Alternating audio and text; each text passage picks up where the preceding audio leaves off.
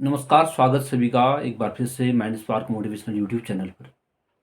दोस्तों, पिछली वीडियो में मैंने बात की थी कि एग्ज़ाम के टाइम पे जो स्ट्रेस होता है उसको कैसे कंट्रोल करें, किस तरीके से हम अपने एक बेटर स्ट्रेटजी के साथ अपने एग्ज़ाम को बेहतर बना सकते हैं।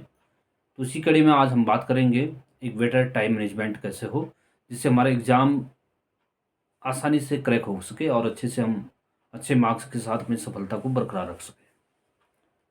सफलता को बरकरार रखने के लिए जो आत्मविश्वास है उसको हमेशा हमने बरकरार रखना चाहिए। उसमें आपको एक चीज़ है, जब भी कोई स्ट्रेस आता है तो आप ये सोचें कि ये चीज़ें मेरे सफलता के हिस्से का एक पार्ट है। स्ट्रेस को हम अपने आप ऊपर हावी ना होने दें। एक आत्मविश्वास के साथ हम हर चुनौतियों का सामना करें।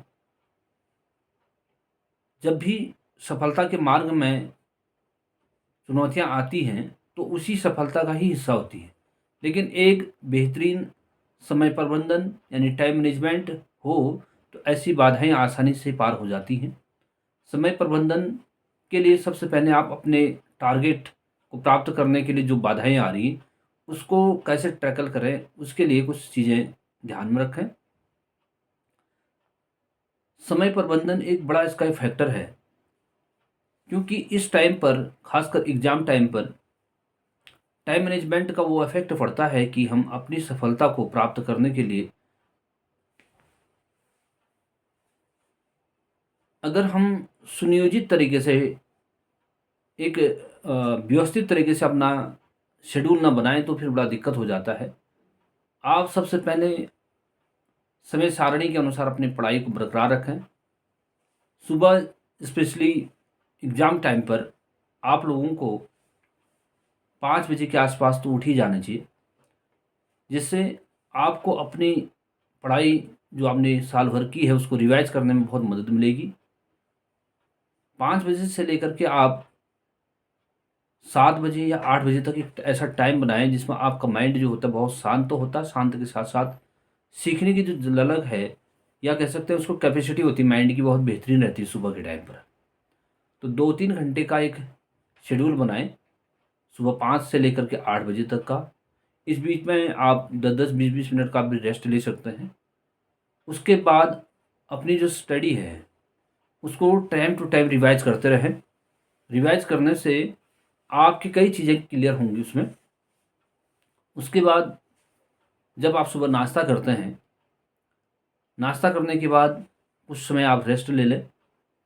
फिर से दिन में अपनी पेपर की तैयारी जारी रखें। वो तैयारी इस प्रकार से होनी चाहिए कि उसमें आपका नया कुछ भी ना हो, पुराने जो चीज़ें पड़ी हैं, उसको बेहतरीन से रिवाइज़ करें। नया उस समय पर पॉसिबल नहीं है कि आप उसको नई चीज़ को तुरंत अपने माइंड पे ग्रहण कर सकते हैं। जो आपने साल भर तक स्टडी की है, उसको रिवाइज़ कीजिए। दिन के लंच तक फिर से एक शेड्यूल बनाएँ 2-3 घंटे का, 2 घंटे का कम से कम। उसके बाद आप थोड़ा आराम लीजिए, 1-2 घंटे आप आराम कर लीजिए, थोड़ा रेस्ट भी ज़रूरी है। लंच लेने के रेस्ट के बाद जो रेस्ट आप करते हैं, उस बीच में आप मेमोराइज़ करने के लिए आप उस समय तक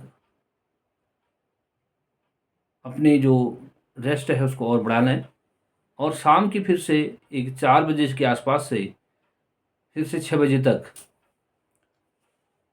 एक स्लैब और बना लें अपनी पढ़ाई का। उसके बाद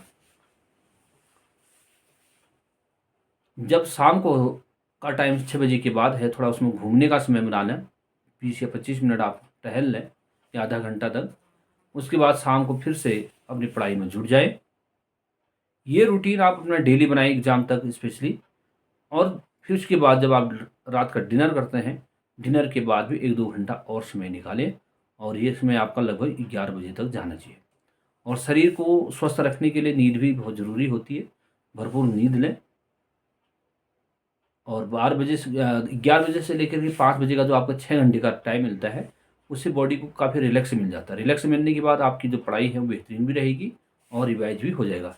लेकिन इस बीच में आपने जो टाइम मैनेजमेंट है, समय है, उस समय को इस प्रकार से प्रबंधन करना, मैनेजमेंट करना है कि आपको कोई इस बीच में डिस्टर्ब ना कर सके, और साथ ही आप बाहर की चीज़ों पर बिल्कुल भी इन्वॉल्व ना रहें। और स्पेशली इस टाइम पर आपको अपने जो गैजेट्स हैं, मोबाइल फ़ोन है या आपका कोई टेलीविज़न है या अदर चीज़ें हैं, इलेक्ट्रॉनिक चीज़ें, उनसे दूरी रखनी पड़ेगी। एग्ज़ाम जब तक आपके क्लियर नहीं होते हैं, इन बातों का विशेष ध्यान रखिएगा। मोटिवेट रहिए और अपने आप को व्यवस्थित रखें। निश्चित ही आपको सफलता मिलेगी। मिलते हैं नए अंक में।